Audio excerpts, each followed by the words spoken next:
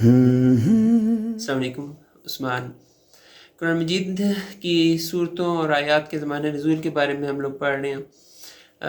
کافی ساری صورتوں کے بارے میں ہم لوگوں نے کور کیا ہے۔ زمانہ نزول کے بارے میں مولانا مودودی کی تفہیم القرآن سے جو ہم لوگوں کو انفارمیشن مل رہی ہے اس کے مطابق ایک کوریج ہے اور ایک السٹریشن سی بنتی جا رہی ہے، ایک نقشہ سا بنتا جا رہا ہے۔ ابھی تک ہم لوگوں نے سورہ الفتح سورہ نمبر 48 کے بارے میں پڑھ لیا ہے۔ اس کے بعد ہے سورہ الحجرات سورہ نمبر 49۔ اس کے بارے میں مولانا مودودی لکھتے ہیں کہ یہ صورت مدینہ طیبہ کے آخری دور میں جو اس کے مضامین ہیں ان سے لگتا ہے کہ یہ اس کے جو اندر پارٹس مضامین ہیں وہ سارے مدینہ طیبہ کے آخری دور میں کہیں پہ نازل ہوئے ہوں گے۔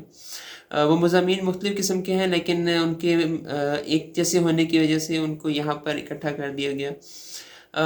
پھر وہ لکھتے ہیں کہ جیسے اس کی آیت نمبر 4 کے بارے میں کہ یہ آیت سن 9 ہجری میں کہیں پر نازل ہوئی ہوگی۔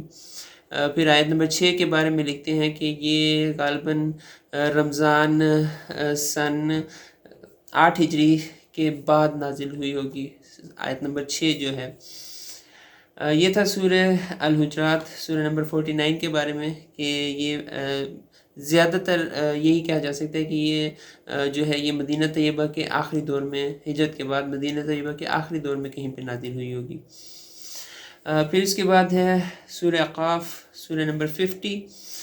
اس کے بارے میں وہ کہتے ہیں کہ کچھ ٹھیک طریقے سے اندازہ نہیں ہو سکتا کہ یہ کس زمانے میں نازل ہوئی، لیکن اس کو پڑھ کے اس کے مضامین کو دیکھ کے یہ اندازہ ہوتا ہے کہ یہ سورہ 5ویں سال میں، نبوت کے 5ویں سال میں کہیں پہ نازل ہوئی ہوگی۔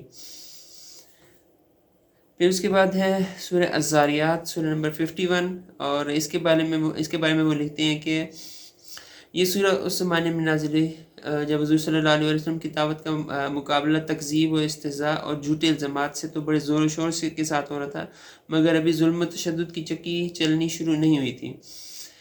اس لیے یہ بھی اسی دور کی نازل شدہ صورت معلوم ہوتی ہے جس میں سورہ قاف نازل ہوئی ہوگی، سورہ الزاریات سورہ نمبر 51۔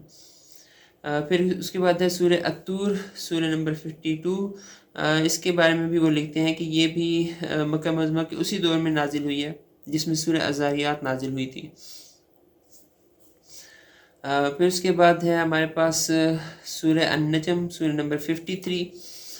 اس کے بارے میں مولانا مودودی لکھتے ہیں کہ اس کے جو مضمون کو دیکھ کے اندازہ ہوتا ہے، یقینی طور پر یہ سمجھا جا سکتا ہے کہ یہ سورہ رمضان سن 5 نبوی میں نازل ہوئی ہوگی۔ تو یہ تھیں سورہ النجم تک صورتوں کے زمانہ نزول کے بارے میں انفارمیشن۔ سورہ نمبر 53 ہے سورہ النجم۔